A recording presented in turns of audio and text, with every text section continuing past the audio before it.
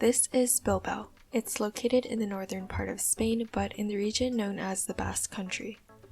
And it's one of my favorite cities among those that I've lived in. It's not a huge city, but it was large enough to keep me busy. It has super walkable streets, shopping, nightlife, and some pretty darn good public transportation. But it didn't always used to be this way. Bilbao has a long and rich industrial history. The city's location on the northern coast of Spain and along the Nervión River made it an ideal location for industry because it had easy access to raw materials and transportation networks. Bilbao's industries included iron and steel production and manufacturing, and a large shipbuilding industry. For a while, Bilbao thrived as an industrial port city. However, the economic downturn of the steel industry in the 1970s led to Bilbao's sharp decline. As the city's industries began to shrink, Bilbao struggled to adapt. There was a rise in unemployment and facilities fell into disrepair. The city also suffered from severe air pollution and other environmental issues that come along with the industrial territory. By 1980, the River Nervión, which flows through Bilbao, was considered ecologically dead from years of indiscriminate dumping. The water toxins were at dangerous levels, contaminated with sewage, chemicals, and other industrial pollutants. But in 1986, Spain was admitted as a member of the European Union, and with that came funding for the Basque Country that specifically supported former industrial areas and polluted environments. Under the EU, Bilbao was able to begin reviving itself with the goals of updating its infrastructure, retraining and reskilling their population, and urban renewal. At this point, Bilbao's goal of transforming from a decaying industrial port to a thriving livable city was looking pretty ambitious. But Bilbao got to work. They set up PPPs, or public-private partnerships, funded by the local Basque and national Spanish governments to bridge the gap between politicians, civil servants, and the private sector. Bilbao Ria focused on public spaces, and Bilbao Metropoli focused on the overall city plan, including transportation and energy and waste infrastructure. One of the most obvious additions to Bilbao was the Guggenheim Museum, which opened in 1997.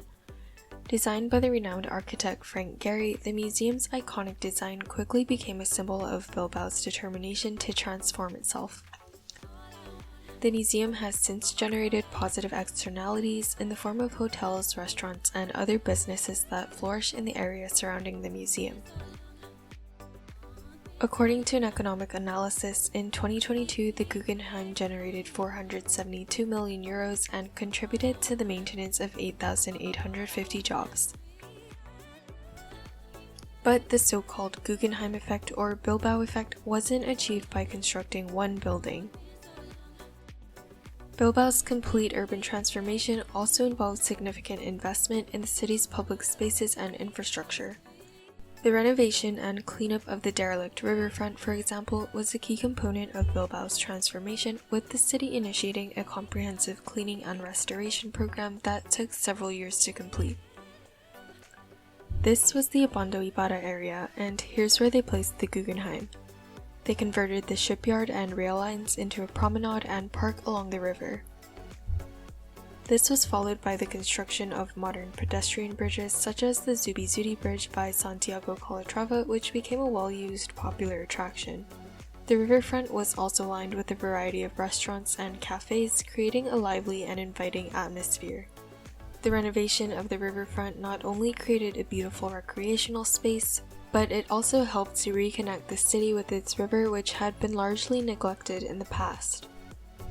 Another key urban planning initiative was the renovation of the city's old town or Casco Viejo, which had fallen into disrepair due to neglect and flooding in the second half of the 20th century. The renovation involved the restoration of historic buildings and the creation of new public spaces and pedestrian areas. The result was a more vibrant and attractive, car-free old town that has become a popular destination.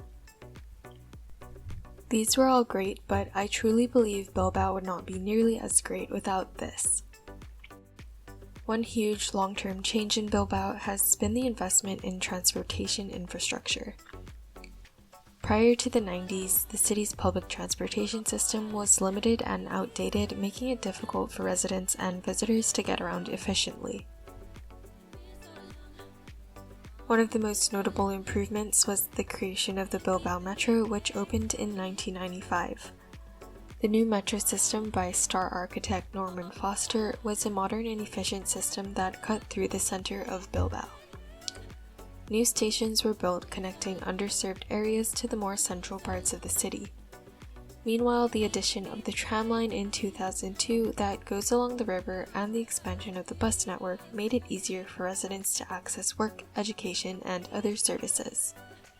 Visitors could move around the city easily, and this contributed to Bilbao's overall sustainability and livability. The improved transportation infrastructure reduced traffic congestion and air pollution while promoting a healthier and more active lifestyle. In the Ametzola district, they identified that rail was creating a divide in the city. Instead of completely removing it, they covered the old tracks to create a new passenger station and constructed a boulevard at ground level, closing the gap that had long existed in the heart of the city and helping to reconnect the area. And on the topic of transportation, we can't forget air travel.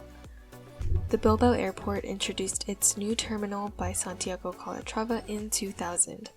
In 1992, the airport was handling a total of 1.4 million passengers. As of 2022, the airport was handling over 5 million passengers. I know most of you are interested in urban planning and transportation, but it's important to note that not all of Bilbao's changes were physical or tangible. They made an effort to invest in their people and their workforce to retrain and reskill their population, largely in fields related to sustainability and technology. They created technology parks and cooperatives, and Bilbao has encouraged the growth of new green technologies, renewable energy, and high-tech startups.